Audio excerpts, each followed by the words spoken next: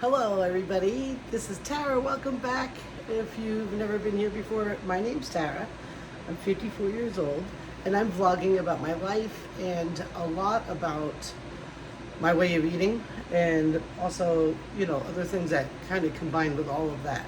So if you're new to the channel, thank you. There's a lot here on this channel. I'm trying to put everything into a playlist here. You're free to explore. I just didn't want to make a whole brand new channel for this because I've got a couple of channels and it's like, how many channels are you gonna make? So this is my Tara Woodruff channel. This is where pretty much a lot of the things are that you may find on other channels of mine. I am sitting on my exercise ball, so I'm in a different position. Also, my microphone needed charging, so you don't have microphone. And yes, I am still wearing what I was wearing yesterday. After I took a shower, I put my pajamas on. Okay, I haven't had to go anywhere today, so I haven't gotten out of them. So let's talk about today so far. So far, yesterday I promised that I was going to give it a shot to put salt in my coffee instead of the creamer. I did that. I got about halfway through it. I did make a little reel about it just to kind of reach out and let people know. But you might not have caught it, and that's fine. About halfway through, I said, you know what? I've been liking butter a lot more than I did when I was keto years ago. Not that I don't like butter, but I've liked butter to the point where I can actually pick it up and eat it. That's not something that I would do when I was keto at all.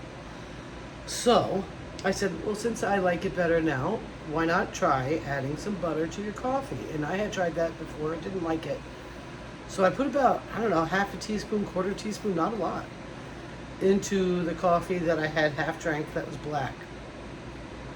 And it destroyed the coffee. I tried so hard to muscle it down.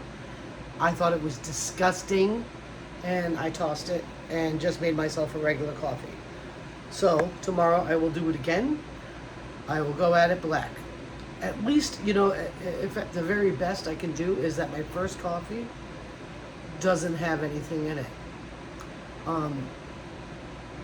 So I'm drinking too much coffee. I'm just going to let you know. I drink 3 to 4 cups. So when it's like this size, which I am drinking afternoon coffee again, it's 4 of them.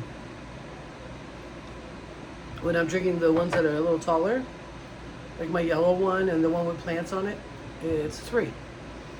And I will make, in my coffee machine, I'll make 8 cups. And then in the afternoon, so it says 8 cups, but it boils down to 4 of these or 3 of the other things, okay? And then in the afternoon, I'll make 6 to 8, depending on what I feel like. So today I made my afternoon coffee, and I am not trying it black right now.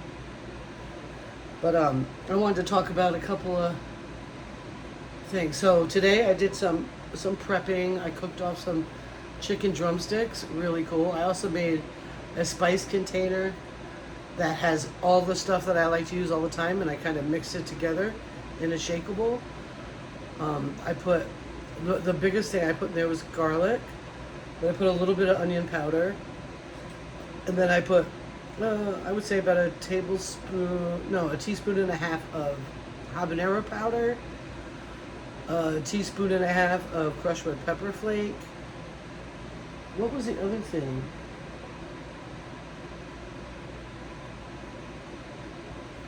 The garlic, onion, habanero, crushed red pepper. I feel like there's another thing I can't remember right now. And I used that on my chickens. I did have a drumstick for lunch, and it worked. It was great. So I'm excited about that. I add salt and pepper to everything. I don't necessarily add seasonings to everything, but when I do, those are basically the ones I add. So I figured it'd be nice to have it in a convenient container for when I want it to be spicier. Sometimes I don't put any habanero, nothing on, nothing. So that is keto of me, because those are all plant-based things. Okay. I just, you might run into some people in the community that are like, It's in any community, any of them. So back when I was doing edible landscaping in Florida, there were people that were just like, oh my gosh. Every single culture brings a cultist. So I am trying not to be like that. I know yesterday I kind of had a little rant, but being dishonest is different than anything. And actually, the person I was talking about has actually been a little dogmatic about what carnivore is and whatnot. So it hit me the wrong way when I saw the Great Confession. Let me put it to you this way. There used to be a gentleman when I was in marketing, and if you've been on the channel for a while, or if you go back and look, you'll see something like the 14-day challenge. If you listen to any of my marketing videos, how-to videos, stuff like that when it comes to marketing, I did a lot of that. I talked about one particular person a lot, okay? And I don't necessarily see anything wrong with this person, but I really enjoyed him. And I would listen to him every day. He had a live every day in his private group and would talk about things, and I just really enjoyed him. He is funny, he's smart, and I learned a lot about what I know when it comes to marketing from him and other people, but he was my main character. And I don't know if it's a fault of mine or just that's my bullshit level when I hit a certain spot.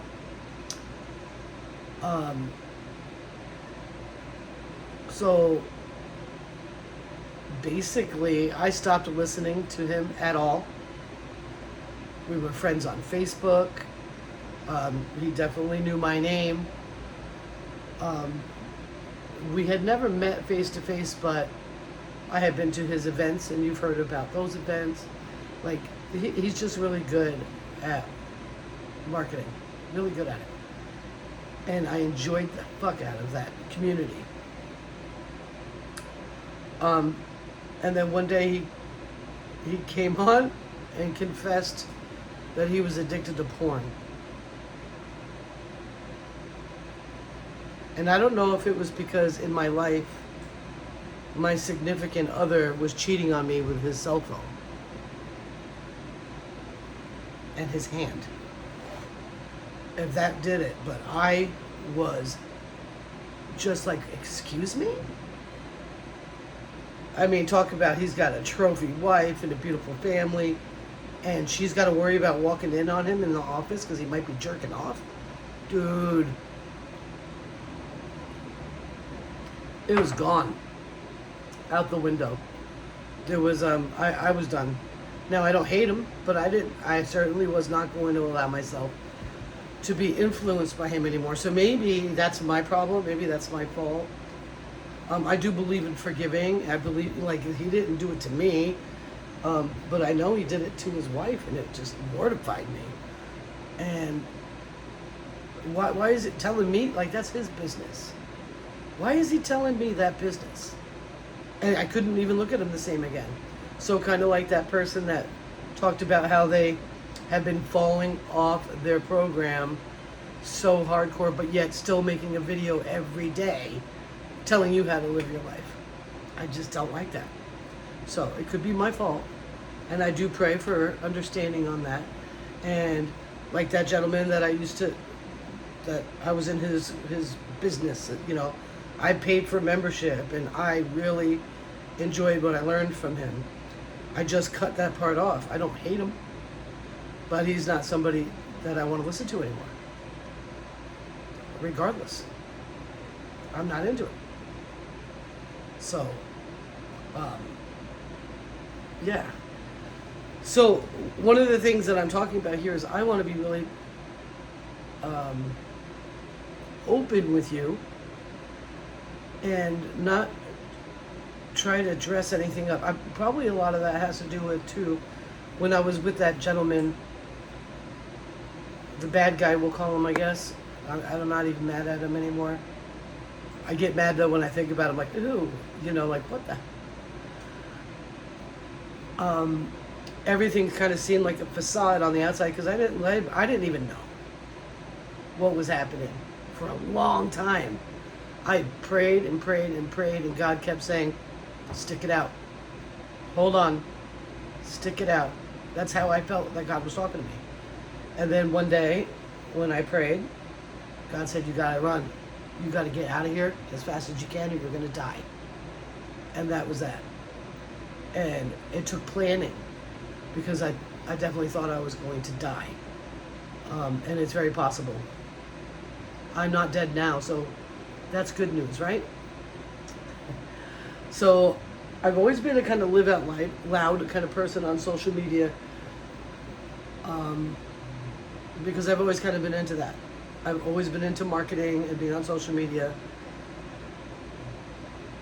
I've never really hidden much.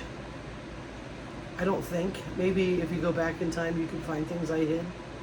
I know there was a long period of time that I was destitute, and I didn't talk about it so much in my social media marketing. But you could tell my marketing showed it, and when it was over, then I talked about it.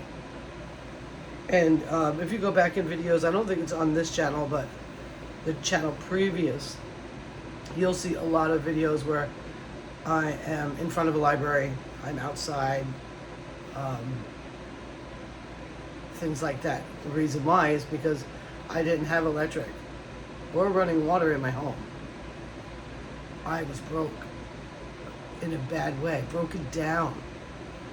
But I refused to quit focusing on my dream. So I literally would go to the library for about 70 hours a week. Whenever they were open, I was there. And use the Wi-Fi and do my training, do my marketing, and make my videos. It was tough. And of course I didn't sell anything or make any headway on my what I was doing, was because you could feel the desperation coming off of me. And people can pick up on that. So in this, I am not marketing anything. I mean, maybe one day I'll have some sort of product I want to refer you to. But right now I'm learning about what to do to make myself healthier. And part of that is because I want to be more profitable in my business, which has nothing to do with YouTube. I am a house cleaner, property manager. The more I can physically do in a day, the more money I can make. I am locked into that until I have more properties that I manage on my own. That's still not passive, but I won't be locked into the physical part of it as much. So this is because I got a long way to go, and I'm getting up in age, and I want to feel the best I can, and having a better time in my career is a focus. Okay? So that's a long talk. Long talk. So I'm trying to be very open with you. Y'all know I still smoke cigarettes. I'm not going to quit anytime soon.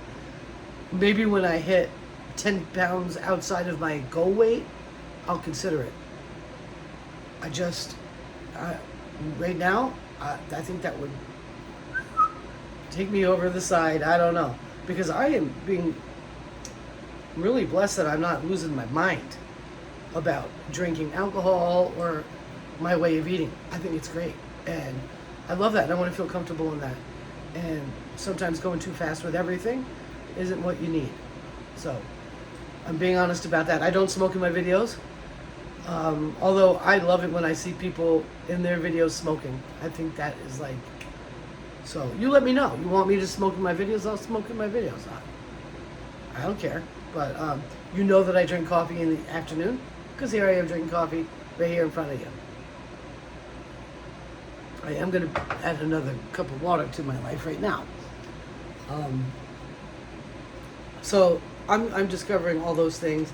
I'm trying to be as transparent as I possibly can with you, and without being like super disappointing or totally lying to you. I don't want to be that. I just don't like that. And like my mentor in marketing, he didn't lie to me, but he also didn't need to tell me about his personal business like that.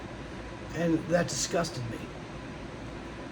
And I wasn't sure if it was part of his marketing when he confessed that, because he had just started getting into Christianity. And you'll see people getting into Christianity for profit. It happens. So I wasn't sure if all that was combined that way. The influencer with the carnivore lifestyle, just very dogmatic in their methodology and attitude towards people trying to do right. And then all of a sudden coming out and confessing that they're not eating that way at all.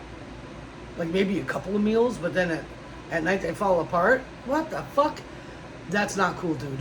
So if I come off the ketovore way, I'm probably going to start promoting the other way I'm eating. I'll probably be like, yeah, let's eat a standard American diet. But that's not going to happen because I've never really been one for that. So that's all. But in my vast research today, oh, that was good. See, I'm still drinking out of plastic bottles. I am not perfect. So, this video might get long. I don't know. But I did order a 4-pound chuck roast. I called up and asked to give me one. And I asked her if it was different price for bone-in or not. She said, I'll charge you the same for the bone-in. I don't know what that means. That wasn't a yes or no. I don't love that either. But okay.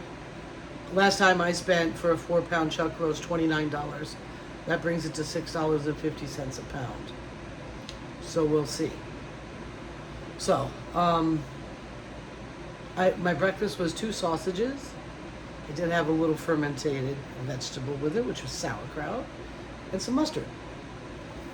And then, like, I'm trying to figure out what's going on with my body. And I hurt so much that it's almost impossible to make plans for working out and stuff. Like, my job is physical and I'm working out there. So I'm like, what is going on? And I keep hearing this, and you know what's funny is I've heard this word before, but I always associated it with, and I'm going to use her name, Ashley Black. And she has a company that she developed probably 15 years ago called the Fascia Blaster. And she developed these things I always thought were strictly about cellulite. And they're like these crazy tools that you rub on your body, and it supposedly breaks up or loosens or recovers your fascia so that you don't have cellulite. So I've heard about that for a long time, but I never really understood it. I don't know if I really understand it now, but I figured I'd share this part of the journey with you because it might be very helpful to you. And it's another way to look at your body in which it can heal itself, like the carnivore diet. So,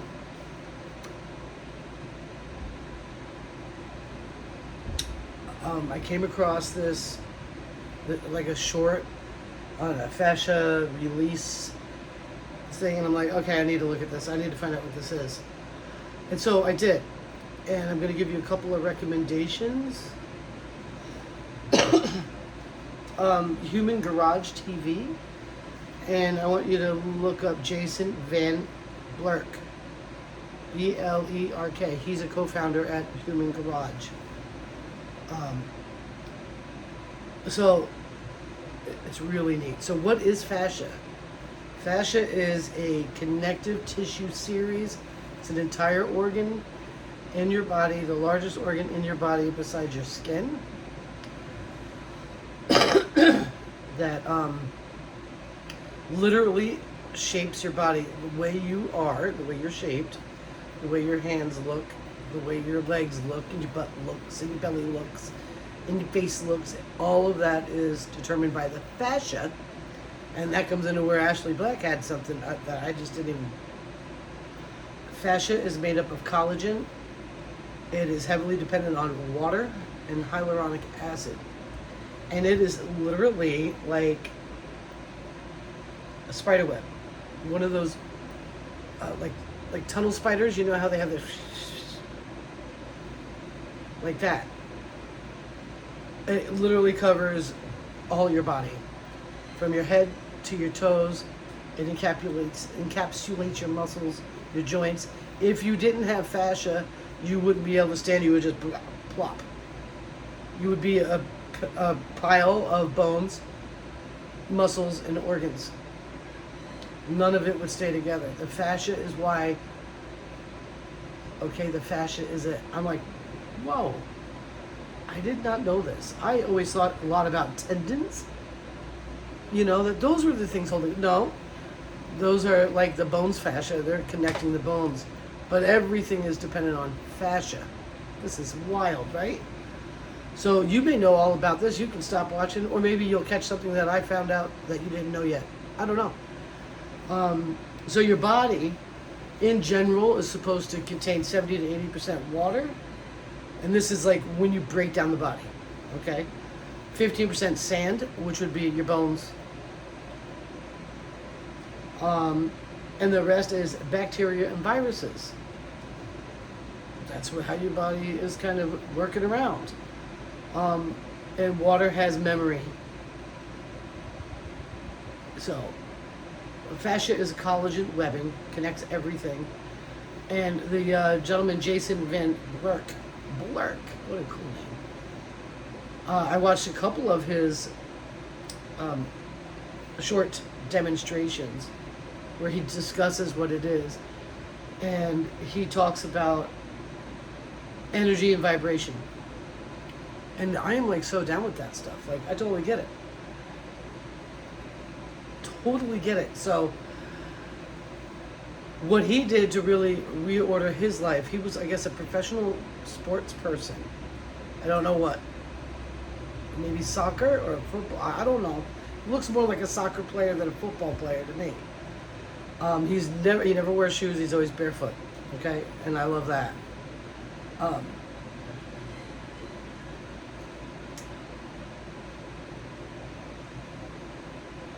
Wow, I just lost it. You see that? It's gone.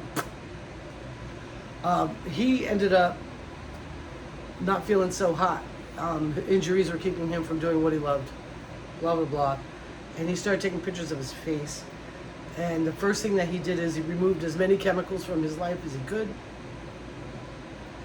And then he removed negative vibrations and harmonies and all that shit.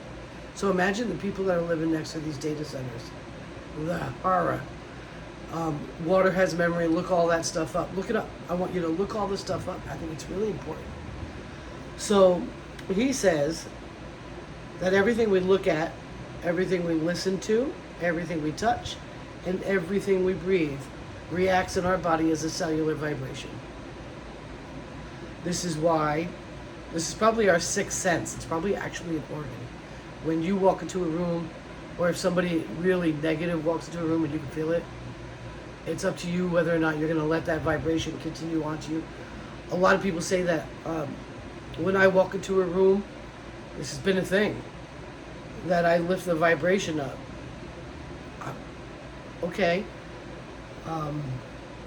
Which is great.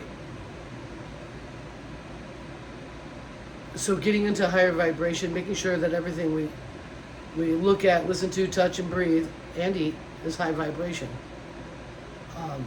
He also discusses how most of the way that we function in the world is very linear, but our body works in circular, like rotations. And he will demonstrate it for you so you can see that. So one thing is always connected to another.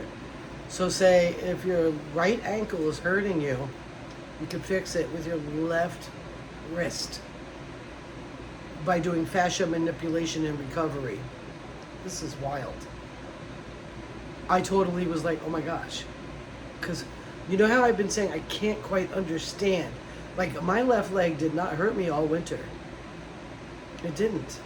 Something tweaked it, and it, like, so in the winter, if I had a little ouchie on it, it would last a couple days, and that was it.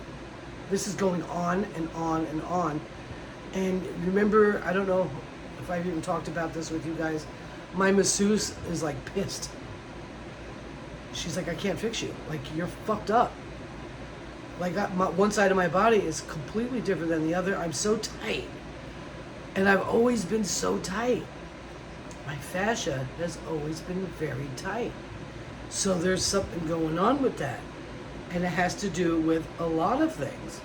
So this probably explains why, like, somatic yoga was really popular a couple of years ago, and people were like doing this yoga and crying, because your body holds memories and your water holds memories, and you just might cry.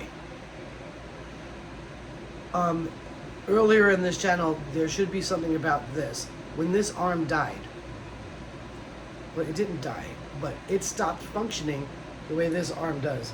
And in the past, I was ambidextrous, so I could write my name, write my diary with this hand, even though I'm right hand dominant. Now, most people don't notice it. I will disguise it, but like I can't. Like if you were to hand me something, I wouldn't be able to grab it right. And when this happened, there's a pinched nerve in my left shoulder. This is a repetitive injury from when I was a chicken fryer at Publix. Remember I told you about that job I hated? Okay. So, we're talking big chicken. Anyway. So, it's not carpal tunnel. And I could tell that by what was going on with my hand.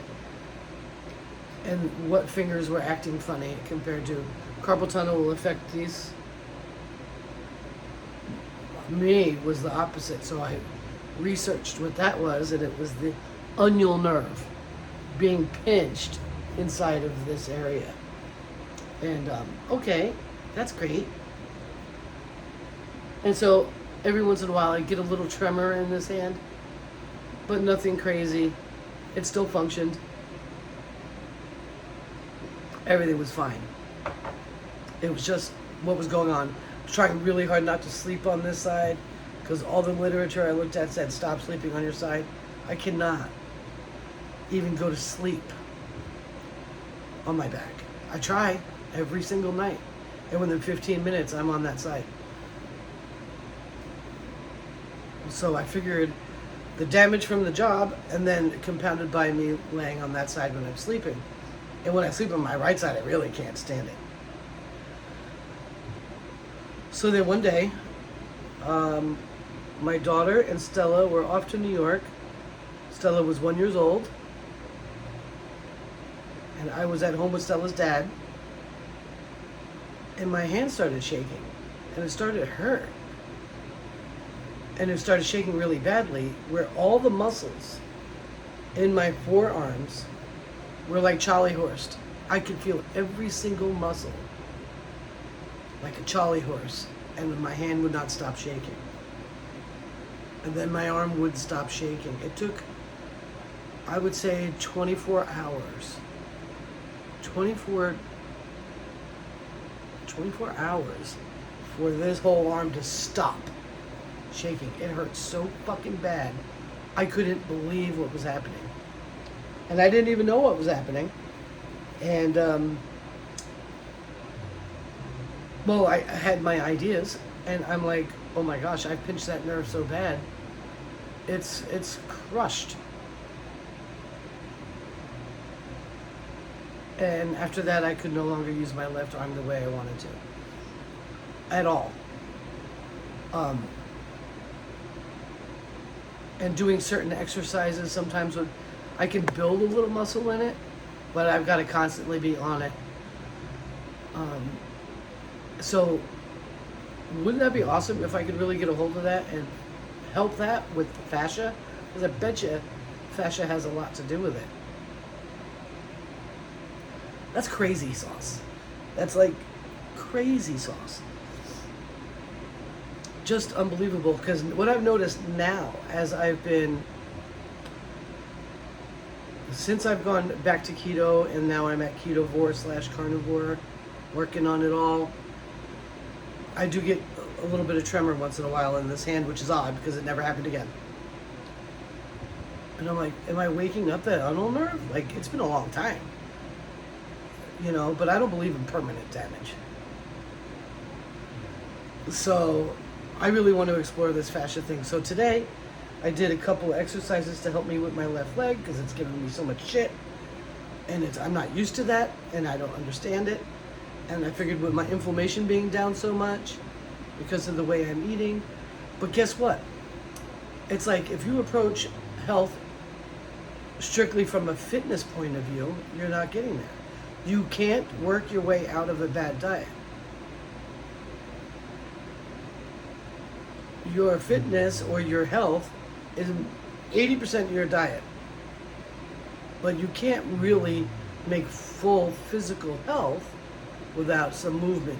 It doesn't mean you got to join a gym. It doesn't mean you got to jog 3.5 miles a day. It doesn't mean that you've got to be able to lift weights. It doesn't even mean that. What it means is that you need to move. Because if you don't move it, you lose it. And this is like science. So what happens? You get fascial adhesion. So the area that got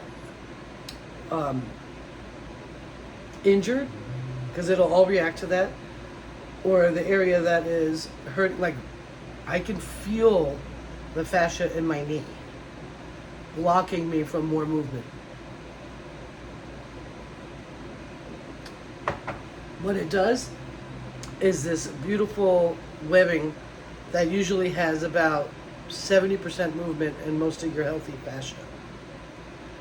When it gets where it's not healthy, it won't go more than 50%. And that area becomes locked up. The fascia gets dry. This is why they say if you're in a lot of pain, drink more water. The fascia gets dry, it gets tangled, and there's actually, like, they have MRI imaging of this, healthy fascia versus a fascia that's not healthy. They did an experiment with putting someone's hand in a cast, taking a picture of the fascia before, and then after the cast comes off, what the fascia looks like. And it totally calcifies. It becomes tangled and fused together. It can be fixed. But if you don't know that and you don't do something about it, you've got a serious problem with mobility. And like I've always said, part of the reason why I'm here is because I want to live the last half of my life, because I know I'm going another 50 years. I know it. I want it to be enjoyable. I enjoyed the fuck out of the first 50 years. I went crazy, had a great time. Now for the other part. This is for the other side of my life, you know? So mobility is a major issue that I was hoping I could just fix with diet, but obviously not. So if you go on Human Garage TV, they actually have playlists for different ways to help you with fascia, focusing on different parts of your body and all that fun stuff. So check it out. Do some research on it because I think it's really interesting. Also, if you suffer from something, what is that?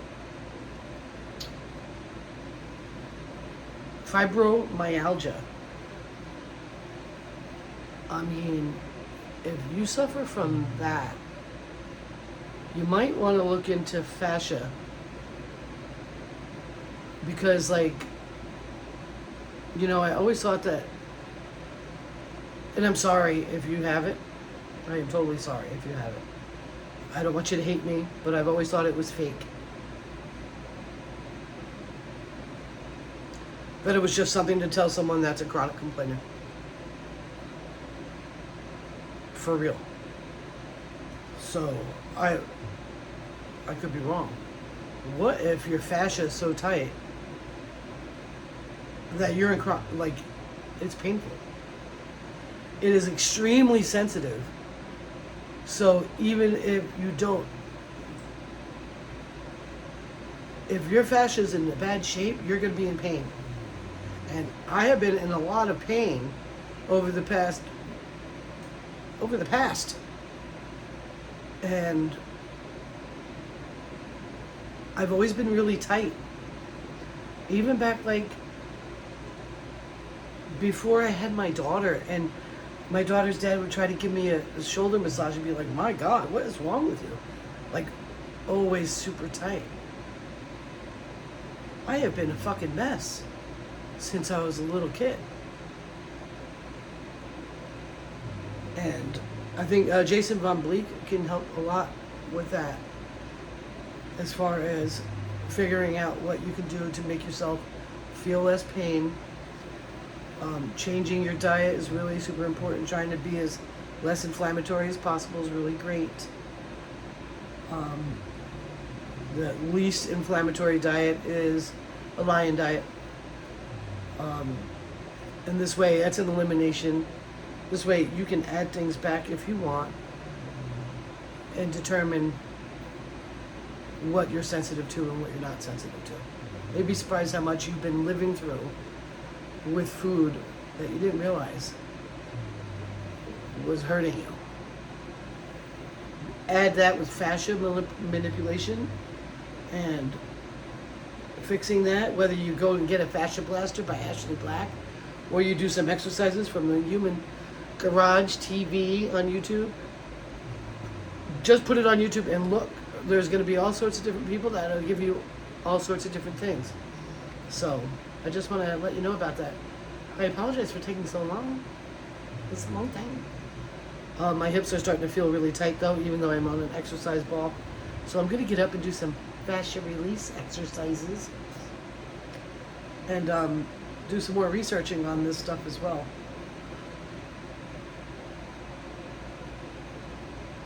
Yeah, I really want you guys to be healthy too, so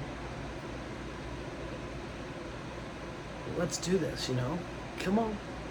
Come on now. Let's do this. Your everyday life can literally be the exercise that you need. One thing that's happened to our lives is that we've gotten very sedentary. We rely on machines for convenience. And that has hurt us. It definitely has hurt us. So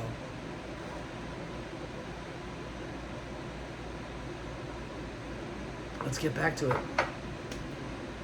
Let's keep your vibration high. And